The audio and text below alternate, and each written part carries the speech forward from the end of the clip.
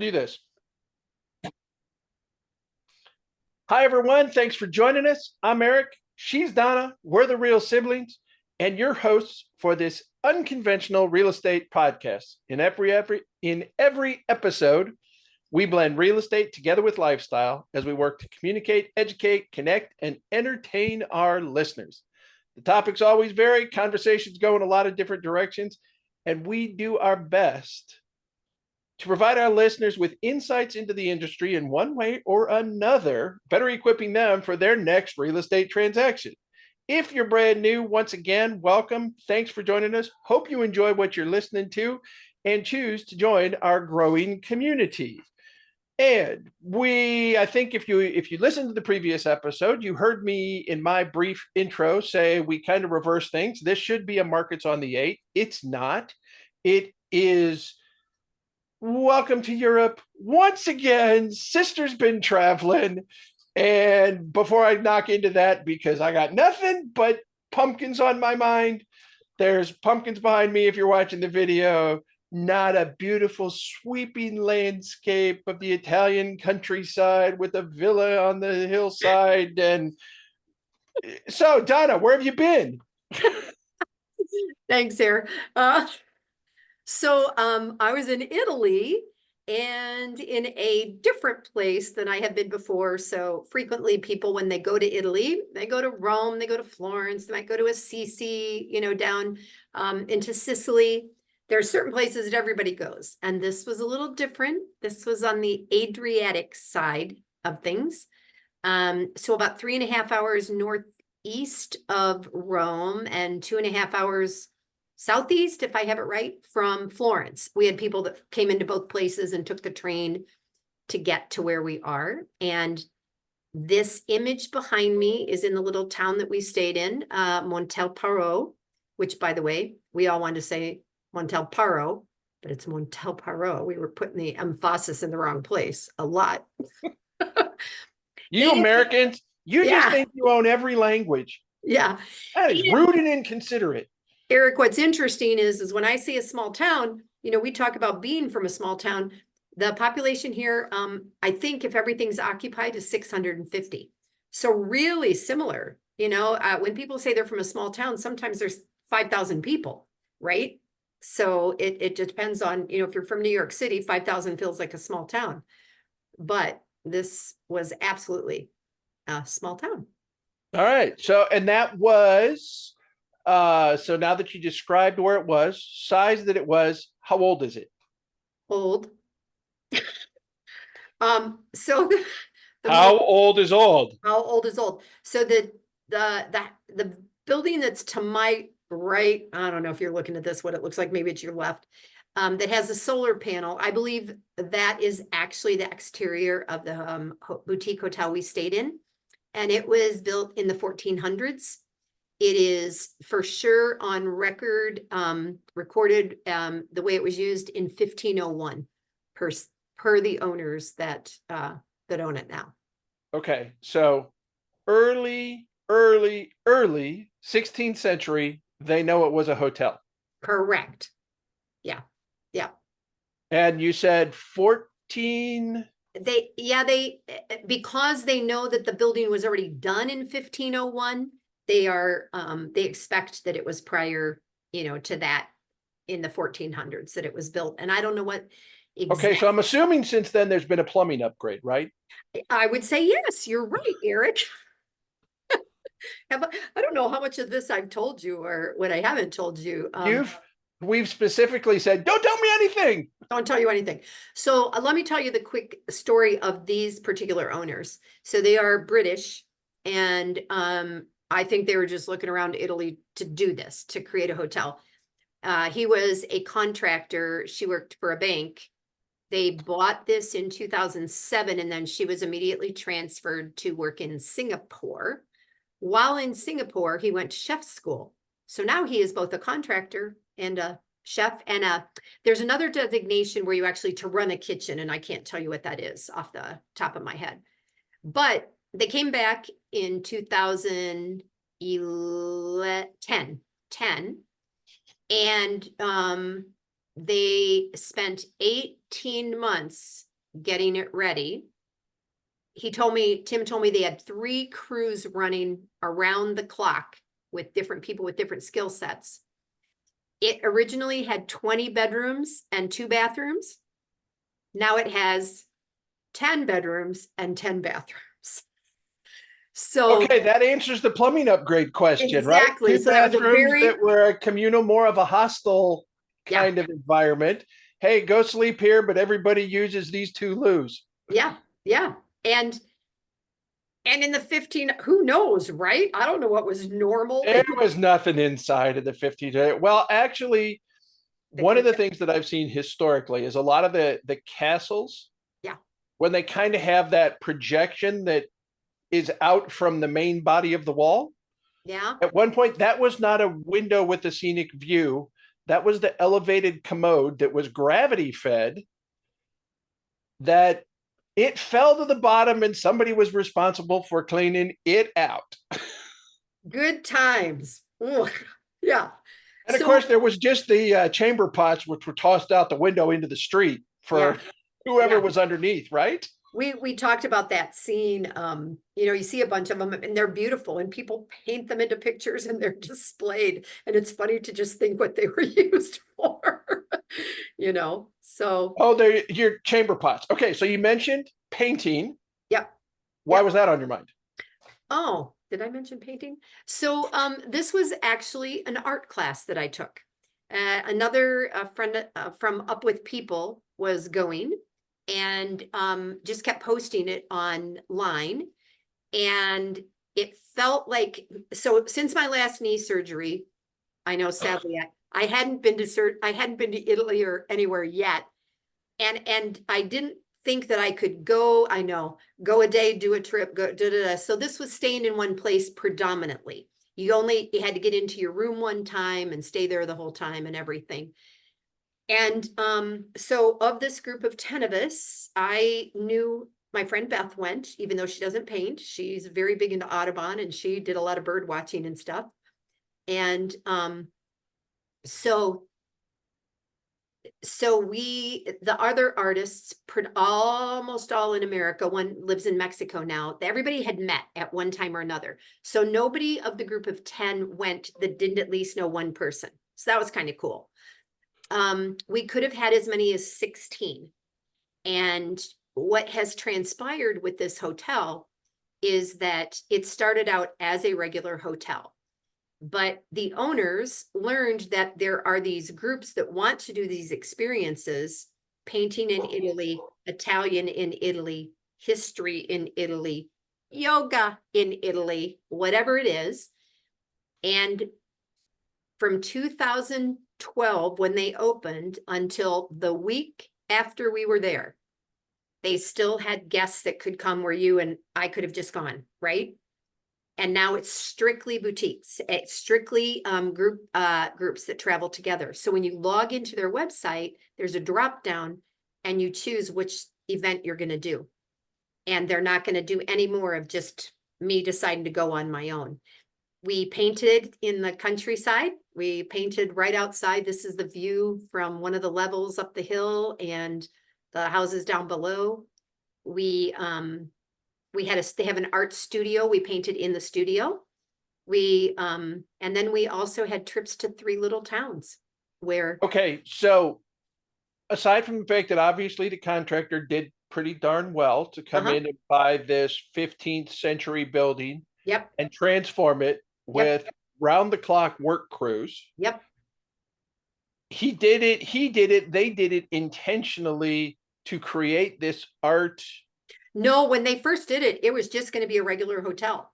But as time went on, Madeline, so it's Madeline and Tim, Madeline went to someplace, an event, and was finding out about these boutique retreats and just said, man, if we know we can do a retreat, the same people there all week, right?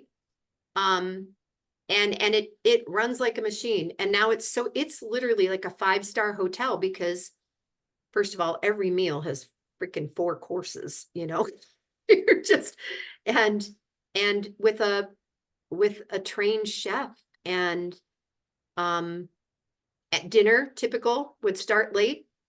7, we had appetizers at 6, dinner at 7, and got done between 9:30 and 10. And then And then, are you what asking? happened at 10 o'clock? Did the musicians come out? No, at 10 o'clock, we were exhausted and full and we went to bed. There was a couple of nights where we stayed up later, but and things got wild around the campfire? wild, yeah, that's a debatable thing. That's a debatable thing. But Eric, what was cool is it's important to know several things. One is there was never a full kitchen, like they have in it now, which is a gourmet, a commercial kitchen, right? I could not have done this pre-knee surgery on the side of the hill, walking down the hill to the art studio and upstairs on curvy stairs to everything and stuff. It's really in the countryside. And even when we got there, the bus that we rode in, which is they own it, it's commercial size, but it couldn't take us all the way to the hotel. The road got too narrow. So they dropped us off in the piazza when we got to town. And then one of the kids that works for him, and he got in the pickup truck and drove the pickup up to bring in. Okay, and what is a piazza? The piazza is the square, the town square. The town square. Okay. Yep. You said that like everybody knows, and guess who's never been to Italy? Sorry, yeah, the town square. So a couple of other things I want to tell you about this place. So if you look at the image behind me, you can see that there's solar panels on the roof and the shutters that are closed from the outside. We literally had a class in how to handle the shutters when we first got there. You meet downstairs. They have this little example of how to do it on the counter in the check-in area, so that if you open your shutters to look at this view in the morning, you know how to close them later. You had to get instruction on how to work the latch. Yes. And you didn't have authorization to open your windows if you didn't pass it? I don't know, but and then the solar panels, they are doing everything they can to be green, to function with what they have. This particular part of Italy is super nice. It was hot. Luckily, they have great air conditioners. What's hot? Arizona hot? Mediterranean not hot? quite, but it was 90 and it was humid. It was hot. And so you perspired more. You're exactly right. I sweated more than I've sweat in Arizona in a long time. Yeah. And so in the lobby, you see that they've won an award for being green because they collect water and they recycle it down to the plants. They have solar panels to help with things. They have added things to the hotel every year, pretty much. They've done some things. So the pool, remember we were growing up how big Fote's pool was? We called it an estuary. I think it was 40 feet long. Yes, it was a big pool. Right. This is at least that, probably at least 1.5 times that. They have a pool that is outside down the hill on one side. And doesn't water run out if it's downhill? Oh, Eric. The pool itself sits flat. Okay. Thanks for clarifying that for me. Yes, but they had. It doesn't look like there's any level land there. I know. Excavating right? for that. So on that arena, they had a mudslide a year or two ago, and half of the hill outside the pool washed away, which was actually serendipitous because they were going to build a spa, so they didn't have to pay to remove the dirt because it was already gone. But I think he told me they did 160 cubic feet of concrete. I'm not 100% sure, but I think that's what Tim said. And so now out where the pool is, there will be a spa, and the spa is going to have a sauna and a plunge pool, just like they do in Scandinavia. So you can go from hot to cold. They're going to have a regular hot tub. And one other thing that I can't remember in there. And so these folks, Tim and Madeline are expatriate, never going back to England. They have family back there. Doesn't sound like they have family back there, but they go to visit. Yes. And because of the way the weather is, which I did a great detour, which I'm good at, they can get like 3 or 4 feet of snow in the winter. So Tim and Madeline will close up between December-ish sometime and then come back like in March. And now they know people all over the world. They're hikers, they're, bikers, they're outdoorsy people. That snow melt becomes a lot of the water that is used in the area farms and things like that around. And then they have saved as much of it as they can to use again later. So they've got an award for being green, they're super. It's good to be green. It's good to be green. Yep. My Michigan State Spartans would agree with that too. And Kermit, right? Yeah. Okay, so aside from eating there Yep. and the excursions, how did they run the painting excursions? They took you someplace by their bus? Yeah, yep. So this, they have a couple of vehicles that of different sizes. And our particular instructor, who is from the Temecula area of California, she was very much like, this is your trip. If you want to go, you go. If not, there were days that somebody stayed back and painted all day in the studio. That's all they did. And when we went to the towns, the first one we went to was a little one called Smirilla, I guess, I don't know what the Italian accent versus the French accent. Smerillo. And there was a market, or we were at the top of a hill there, super cool old town. We sat in the grass at the top of the hill. We listened to a speaker who happened to speak both Italian and English, who was talking basically about the story of, is it Euripides and what's Hadestown? Anyway, the Broadway show Hadestown. It's ancient Greek. Anyway, they were doing this ancient history Greek thing about this enchantress that lived down below and all this. And so you get this random little piece of history from that town while you're sitting there painting the view out, off the top of the hill. So that was one day. And then we came back, we went to another town, another day that had a market going on. And that's the one where you had seen the picture earlier. We were sitting kind of as the market was closing up around 1 o'clock. We were sitting inside an area where our teacher had an easel and was painting, and we were just lined up, and we all had a picture of this archway, and we were all painting that same image, and she was kind of showing us what she was doing. And you took a picture on Facebook of that archway. I did. Right? You were working and this was watercolors?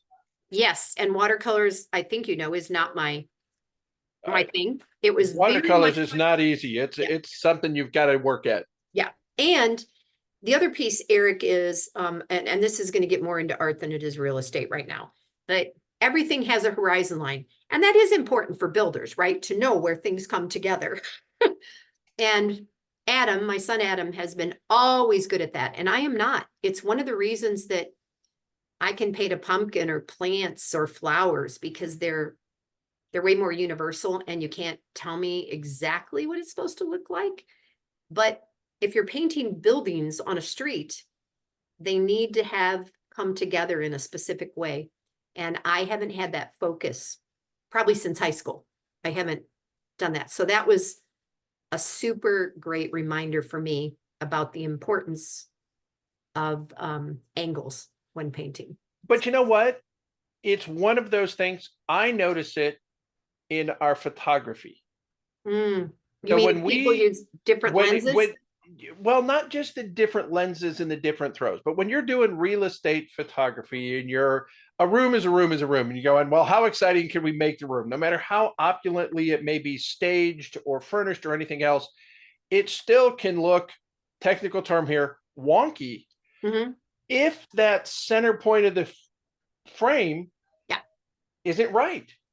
And I'll be looking through pictures for a property or something, and all of a sudden you'll see that one, not just the one where they took a landscape picture and posted it in portrait mode and the toilet's hanging on the wall, that kind of thing. But one of those ones where you look at it and you just go, wow, is there a foundation issue? What's wrong? And it throws your whole eye off. For me, I always look to that center point, and it's like, okay, this is the wall that's got to be vertical. All the rest of the angles as you're coming in to get that perspective, if this one is off, then the whole picture feels off. The windows are crooked, the walls are crooked and everything. It's like, And sometimes that's not even, I found it's not even the wall. Like if you're doing kitchen photos. Yeah. And for whatever you, the refrigerator can give you that weird perspective because the refrigerator sits askew of the wall. And suddenly it's like, oh, that's the dominant piece. I've got to line up on the left edge of the refrigerator in order for the rest of the picture to look right and the sink to not go. Yeah. Yeah. Or those kind of things. I think that that's the reason that when I did the big painting for Ken of Lindsay with all the houses and all the stuff, that painting took 2 years because you can't, it's like painting a face. If you want to be Picasso or Salvador Dali, it doesn't have to look like the human face. It can look like whatever. But if you want a face to look a certain way, then the eyes, the nose, the mouth, things should be in some sort of proportion. The same with city lines and streets and windows and houses. And that is absolutely one of the hardest things, in my opinion, to do. And yet it helped a lot. And I'm laughing as I'm looking at the picture because I'm seeing the roof line of the building and kind of where it goes and where would the horizon line be. And well, and I'm not even I guess I'm not even looking as much at the horizon line, because if you had straightened the horizon line out in this case, what visually from what I can see, then it would, the house would look like it's crooked and leaning. Yeah, that could be. So that one wall on the picture orients the perspective for the entire thing. The clouds aren't going. All right. So was there one particular painting? Now, what did you do with the paintings or the artwork? So since they were since we were traveling and people didn't carry great big things, we were given watercolor notebooks that were 8, like half size, 5.5 by 8.5. And we took those with us and painted in the streets. And I'm telling, excuse me, some people paint at 90 miles an hour. I probably did 6 good paintings during the week. And there are other people that did 12 to 15. I mean, just, whipping them off and different. It made me think about how we all see things differently. Caleb and Adam have told me that when I paint the desert, the greens are always greener than they really are. So I must want them to be greener. And when you looked at, all of us painted the same bird, right? We all painted the same bird and none of the birds look exactly the same. And they all kind of look like the real bird, but we all just see things differently. So we mostly had little teeny watercolor sets and carried our bags with us to the towns and made transport really easy because you didn't have to worry about acrylics or things like that. A small cup of water with the watercolors. It was light pastels. You didn't have the bigger brushes and the heavier. Correct. And we did a little bit of that in the studio. They had brought some acrylics and some gouache and some other things. But I only used acrylics one time. Okay. And you mentioned you went with a friend or a friend from up with people.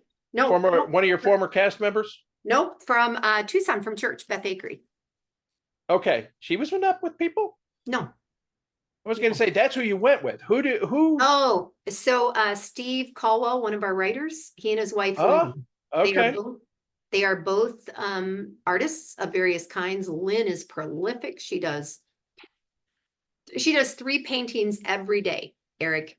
And to give you an idea of what Lynn does, because I think this is amazing, she creates these images, she puts them online. The first person that says they want it, it's $30, but it's $30 to their favorite nonprofit. And she has donated over $220,000 to nonprofits by doing this.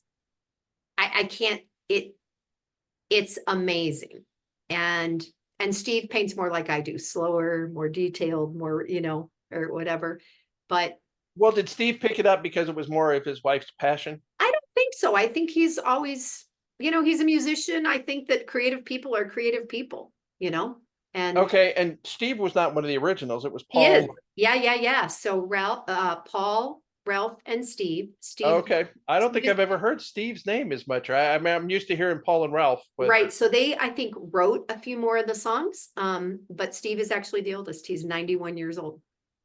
91 years young. And that man to I bet he beat you up and down the hill, didn't he? Going down to Oh, the he walked with a piazza walking, he walked with a walking stick and he said no to everything. He's like, yes, I'm gonna do it. I came for art. I'm gonna do art. I'm gonna go. I'm gonna do. And everybody also liked to sing, and we were making jokes about writing our own song and doing all this stuff at dinner.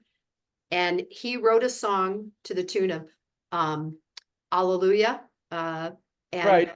but it was about doing art that he didn't want to do.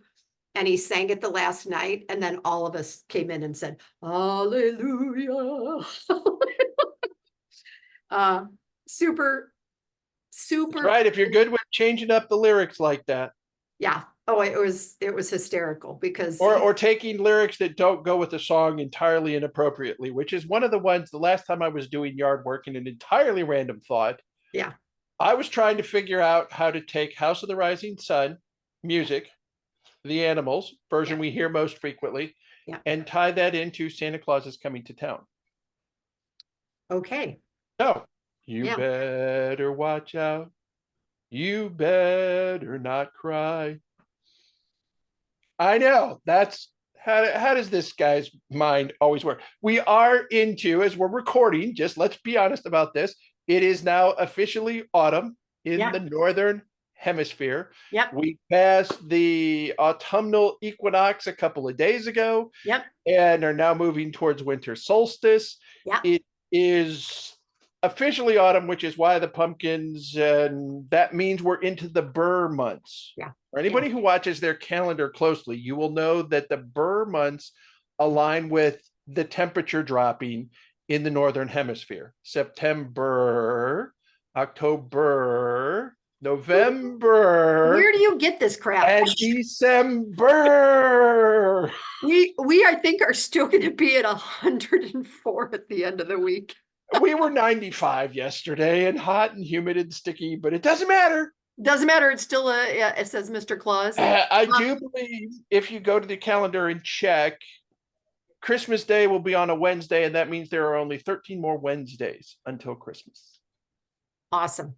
I want to say one more thing about this resort before we close this up, because so while we were there, we found out they won an award, and they won an award for a first place for every hotel resort kind of thing that borders the Adriatic. So say, Croatia, Serbia, Albania, all the Montenegro, for what they bring to the communities. So I think that award they get that sometime here in October.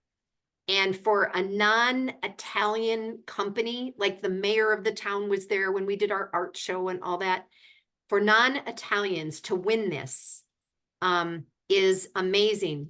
But if you think 10 to 16 people a week, 8 months out of the year, maybe more, they 2 or 3 meals in the town that they live in, at least one in 3 other places that they visit.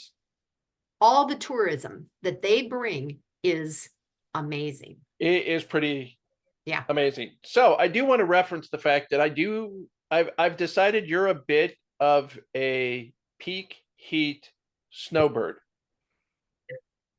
As your travels, okay, so 2022. Yep, France, river cruise. During what time frame? That was August. Yeah. And last year, 2023, was July or August. And Germany, right? Yeah, in Germany. Yep. And this time you left still. This time we went pointed out August 28th. It was in theory going to be cooler. Yeah. And we came back and it was still crazy hot. And you came back and it's still crazy hot and craziness in life going on. And we're going to drop that one right there. Yeah, there we go. And who knows? We might need to talk about this just a little bit more. It'll come up again.